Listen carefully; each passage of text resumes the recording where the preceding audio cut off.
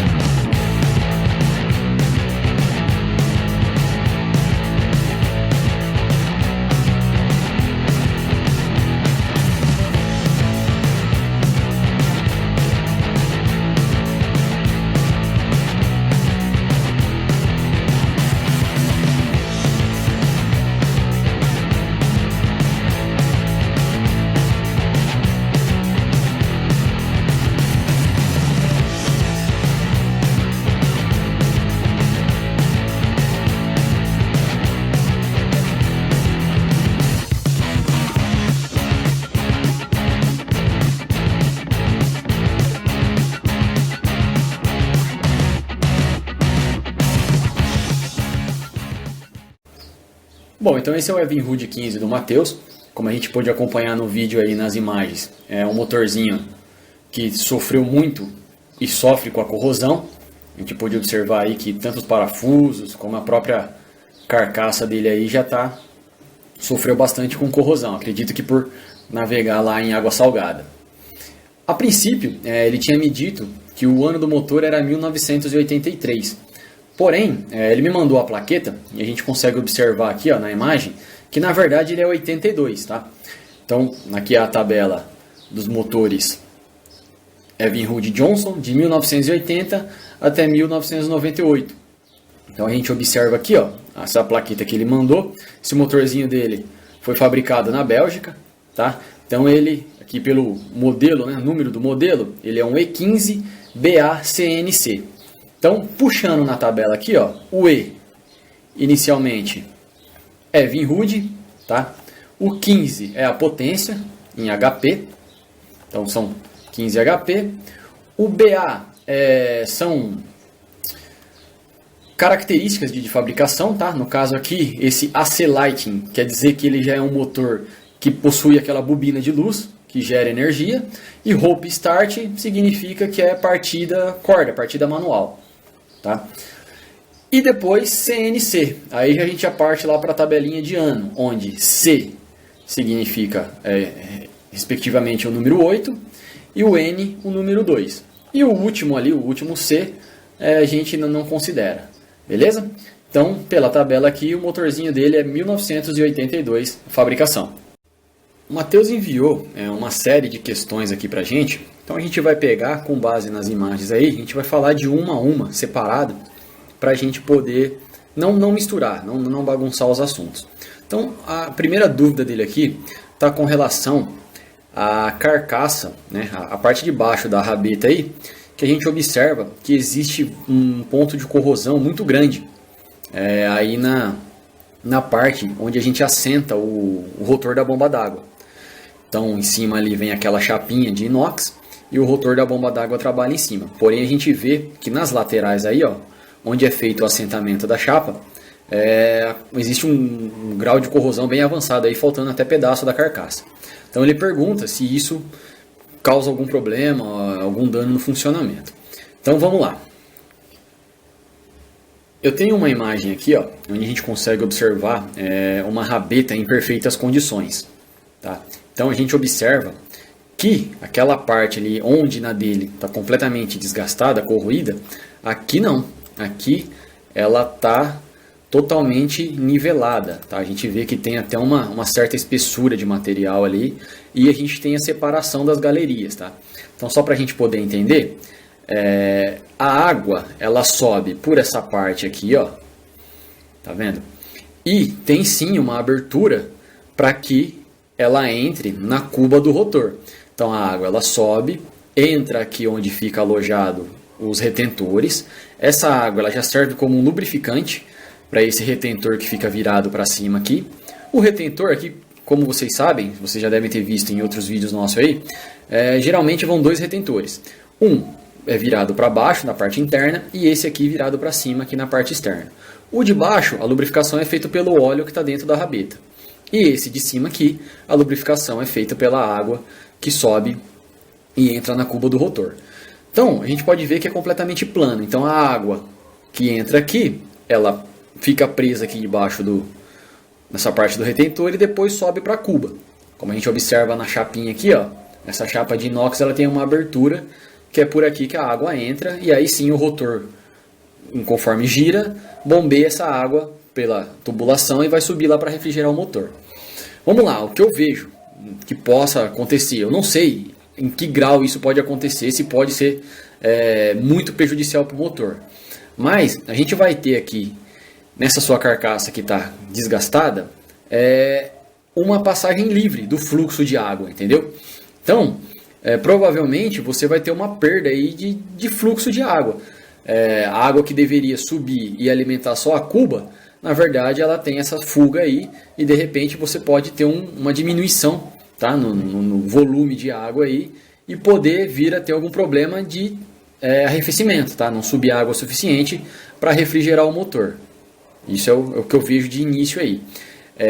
Então, o que eu aconselho você nessa questão? O correto seria preencher com solda. Eu não sei se aí na tua região tem alguém que faz esse tipo de serviço, mas o serviço correto seria preencher novamente com o material aí e depois tornear, né, dar o acabamento e aí beleza, você vedou, acabou com esse problema. Então esse seria o serviço correto a ser feito, tá? Principalmente se fosse num motor de cliente. O correto aí seria ou preencher com a solda, que é do mesmo material da rabeta, e depois dar o acabamento, beleza, a peça ia ficar nova de novo, ou sugerir então a troca da rabeta por uma usada aí, mas em bom estado, tá? Então seria essa as alternativas para essa questão da rabeta. Então, como eu disse, a gente vê aqui que são galerias separadas, tá? Então a gente tem essa galeria que é a de água, que alimenta o rotor da bomba d'água. A gente tem aqui na parte de trás a galeria do escapamento, ou seja, a tubulação por onde desce os gases do escapamento e sai pelo hélice ali, pela parte de trás. E nessa parte da frente aqui é a alavanca de engate, né? Frente e ré. E aqui também entra a água aqui. Só que não tem pressão, não tem interferência dos gases do escapamento, entendeu? Tanto você vai observar que de um lado aí, ó, da rabeta você tem um furinho. Justamente é um dreno. Para a hora que você tirar o motor da água, toda a água que tiver aí, ela vai descer. O teu motor está com bastante corrosão. Tem que ver se de repente essa corrosão também já não entupiu esse furo. E de repente não está ficando água represada aí. Porque se ficar água represada aí, o processo de corrosão também vai ser maior. Porque conforme a água fica parada aí, ela vai secando, né? Entre aspas assim. E o processo de corrosão aumenta. Isso sem falar que tem o retentor, né? O O-ring de vedação aí da alavanca de engate.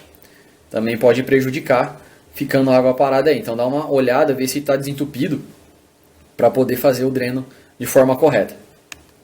E para finalizar essa questão da rabeta aqui, você mencionou a respeito da troca dos retentores, tá?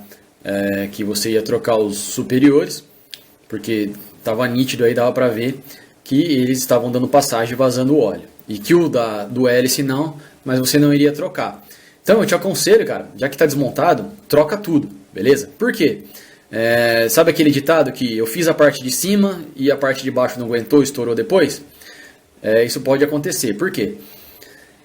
A caixa, ela não tem respiro, então ela trabalha com uma certa pressão aí dentro, principalmente quando está funcionando. Então o que acontece? Você vai trocar os retentores superiores. Então você vai estar colocando ali um material novo, mais justo, ou seja, ele vai suportar a pressão.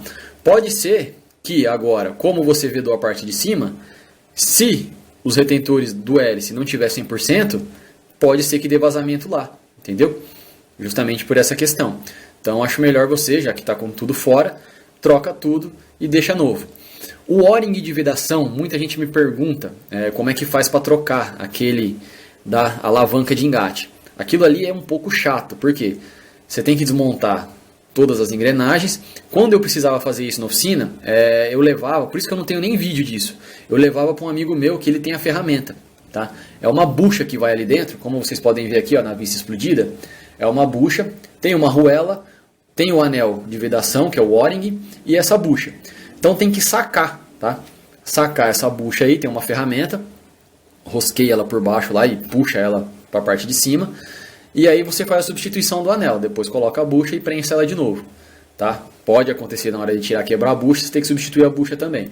Então é um servicinho meio chato. Assim que a gente tiver a oportunidade, eu quero fazer sim, tanto mostrar a ferramenta, como é que se faz, como que se tira. Beleza? Então aqui a gente zera a parte da rabeta. Seguindo com as dúvidas dele aqui então, a gente pode observar na imagem também que os pistões do cilindro aí eles estão riscados, tá? A gente observa aí tanto no vídeo quanto nas imagens que a gente tem riscos nos pistões. E ele menciona também que o motor navega, depois que aquece fica com dificuldade de partida, demora muito para pegar e às vezes nem pega. Aí depois que esfria o motor volta a funcionar. Pode sim, tá, ter ligação com esses riscos no pistão aí. Eu fiz 2 vídeos explicando o funcionamento de motor 2 tempos, tá?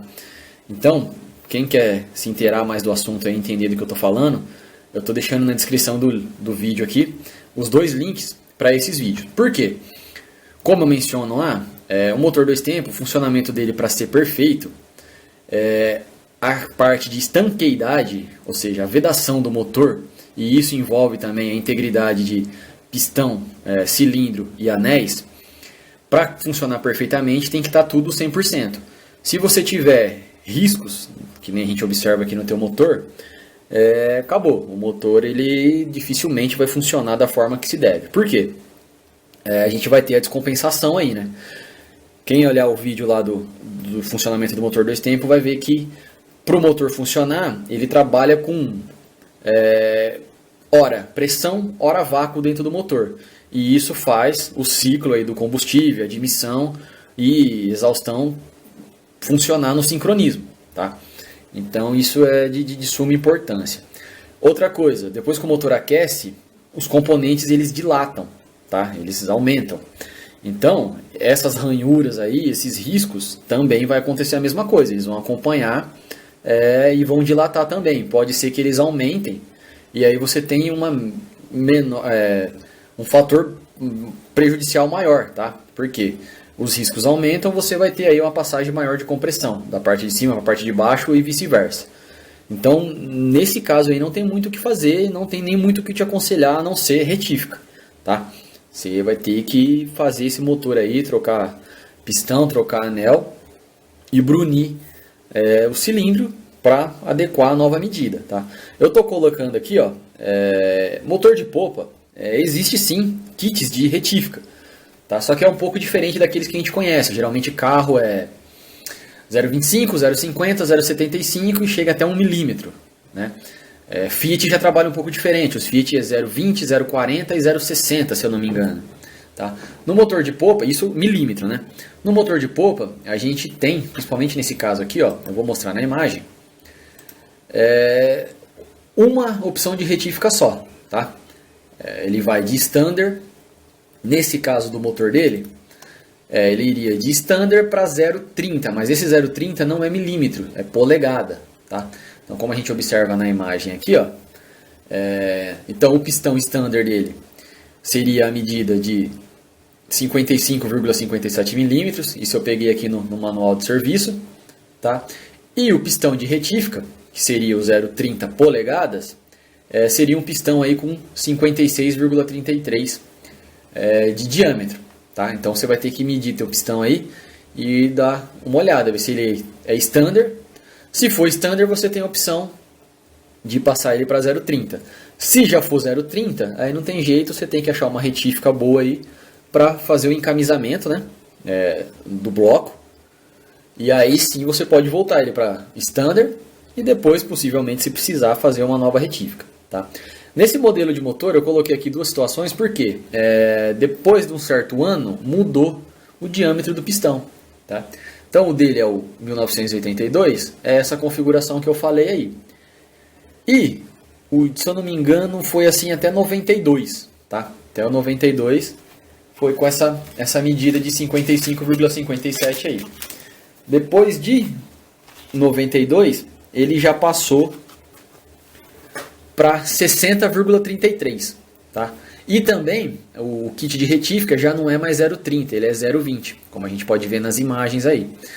Então, para quem tem um Evinrude 15, um Johnson 15 mais novo aí, seria essa medida, standard 60,33 e kit retífica, tá? Para 0,20 aí seria o 60,84, tá? Lembrando que eu fiz a conversão aqui, ó, de polegada para milímetro. O 0,30 seria como se fosse o nosso 0,75 milímetros, tá? E o 0,20 seria como se fosse o 0,50. Então são aí opções de retífica para você solucionar essa questão dos riscos no pistão. Outra coisa que eu observei no teu motor, falando aí da questão estanqueidade, tem essa imagem aqui, ó, que eu estou mostrando, onde a gente vê melado nessa parte superior aí, tá? Isso a gente observou no Evinrude 8 também, aquela manutenção que eu fiz. E lá a gente comprovou os retentores, tá? Então dá uma checada também no retentor superior aí e também no inferior, aquele da saída do cardan lá, para você ver se não está dando passagem também, jogando compressão para fora aí, porque aí dificilmente seu motor vai conseguir funcionar. E isso, principal sintomática é a dificuldade de partida. Quando o motor ele tem problema de estanqueidade, seja risco em pistão, cilindro, seja retentor, a maior dificuldade é fazer ele funcionar. Depois que ele funciona, beleza, como a pressão, o giro é alto, né, ele consegue manter aí, puxar o combustível e trabalhar. Mas depois que ele desliga para fazer pegar de novo, é complicado, aí você só vai passar raiva. Uma outra dúvida que ele cita a respeito da sintomática que o motor apresenta aqui é o retorno de combustível pela boca do carburador, ali no filtro de ar. Ele comentou que depois que para o motor dele encharca e está voltando combustível, tá? Ali a gente tem duas situações. Ou você pode estar tendo aí um desgaste na agulha do carburador, conjunto boia, agulha ali e a sede da agulha, e o carburador ele não está vedando da forma que deveria, tá? Nesse caso a cuba ela transborda e aí joga combustível, dependendo da inclinação do motor, ou joga combustível para fora pela boca do carburador e vaza ali no filtro, na entrada do filtro, ou ela encharca e vai combustível lá para dentro do motor e o teu motor encharca, tá? Aí vai também que você não vai conseguir dar partida, o motor vai ficar ruim para pegar por causa do excesso de combustível. E outra questão também, principalmente motor mais antigo, isso pode acontecer, é a questão do desgaste lá das palhetas, tá? Depois do carburador ali a gente tem, como a gente pode ver na imagem aqui, ó, depois do coletor ali a gente tem uma placa lá dentro e essa placa ficam fixadas as paletas. Essas paletas, elas funcionam para quê? Quando o pistão sobe lá dentro do motor, ele cria um vácuo. Então ele puxa o combustível do carburador. Beleza? A hora que o pistão desce, o que acontece?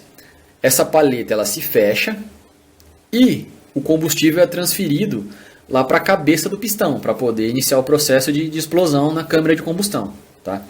Então se ela funciona como válvula. Então, a hora que o pistão sobe, ela se abre e o combustível entra. A hora que o pistão desce, ela se fecha e não deixa o combustível retornar para o carburador e lá dentro tem as galerias de transferência. Então esse combustível vai para a galeria de transferência e sobe para a cabeça do pistão. Se essas paletas não estiverem fechando direito, seja elas por desgaste, tá? Corrosão, alguma coisa do tipo, ou uso mesmo, desgaste do tempo, ela às vezes, porque ela tem uma leve inclinação ali, ela é como se fosse uma mola, ela tem uma certa pressão para abrir e fechar. Com o passar do tempo e desgaste, ela vai perdendo essa ação. Então tem que dar uma observada aí. Pode ser paleta também. Naquele caso do motor Evinrude 8, o pessoal viu lá, e o que eu fiz? Eu inverti elas, tá? Porque ela costuma ficar para um lado só e ela dá desgaste. Quando você inverte ela, o outro lado tá nivelado, tá belezinha, você ainda usa o motor por um bom tempo aí, até ter que substituir a peça. Isso se for só deformação de uso, algo assim, desgaste natural. Se for corrosão, ela tiver com um buraco ou ali onde ela encosta tiver corroído, aí não tem jeito. Aí você tem que trocar a placa, trocar o jogo de palhetas para o motor voltar a funcionar novamente. Então, nessa questão do carburador aí, são essas duas opções para você observar aí. Conjunto de agulha, boia e a sede da agulha, ver se não tem desgaste, e a questão das palhetas. E para finalizar, mas não menos importante também, vamos para a parte elétrica, tá?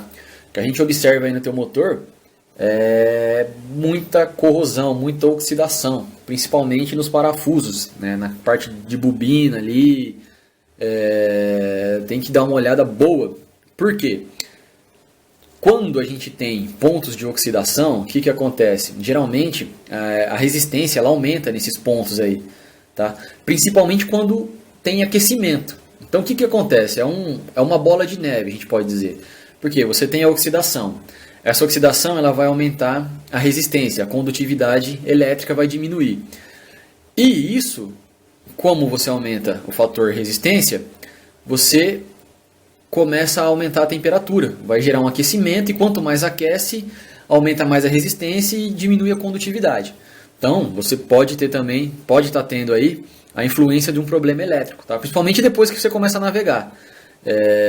Ele vai aquecendo e vai perdendo condução de energia e você pode também ter dificuldade de partida, o motor pode começar a falhar devido à parte elétrica. Então eu te aconselho aí arrancar todos esses parafusos, cair de lixa neles, passar no esmeril ou, se possível, tá? Trocar esses parafusos aí se estiver muito oxidado, muito feio, faz a substituição deles. Limpa todos os terminais, todos os conectores, limpa contato, lixa, deixa no cobre mesmo para poder melhorar essa condução aí de energia e você vai ter com certeza aí uma melhora no sistema elétrico aí, na geração de faísca e talvez o teu motor também melhore. O que eu vejo aí no teu motor, cara, é que é o seguinte, a gente vê uma série de pequenos itens que pode no fim estar gerando toda a problemática, entendeu? Então aí no caso seria uma revisão zona completa 100%. Beleza? Mas eu acredito que verificando tudo isso que a gente mencionou aí, teu motorzinho vai ficar zero bala, tá? Só para quem o Matheus, ele é estudante de eletromecânica, ele me falou. Então ele tem noção aí, tem ferramenta também. Então ele vai fazer a manutenção do motorzinho dele aí. Beleza? E espero que a gente tenha ajudado. Eu estou colocando aqui agora, você me pediu também os valores ômicos, né, das bobinas. Então eu encontrei no manual de serviço aqui, ó. Então é isso que está na tela aí. Você dá uma conferida aí. Bobina de ignição, bobina de carga e bobina de pulso, tá? Que são as três principais bobinas aí para fazer o motor funcionar. Certo? Bom, galera, então a gente finaliza por aqui. Espero que vocês tenham gostado do vídeo, tá? A gente tentou ajudar aí nosso amigo inscrito Matheus. Espero que as dicas ajudem tanto ele, como você que tenha um motorzinho nessas condições aí, um motorzinho desse modelo. Você tem mais informação aí para poder fazer a manutenção. Roçadeira Husqvarna, a gente já iniciou a manutenção dela aqui no canal. As peças estão chegando, tá? Essa semana acaba de chegar as peças aí. A gente vai dar sequência na manutenção também. O pessoal que me pergunta muito a respeito do Tempra Turbo, tá? Manutenção do Tempra Turbo. Eu já mostrei algumas manutenções aqui no canal, é o meu carro. E vamos iniciar uma série bacana aí de manutenção, tá? Estou para fazer uma manutenção nele aí, só estou esperando as peças chegar também. Então logo a gente vai ter novidades aí sobre o Tempra Turbo no canal. Beleza? Gostou do vídeo? Se inscreva no canal, deixa seu joinha aí pra gente e até a próxima!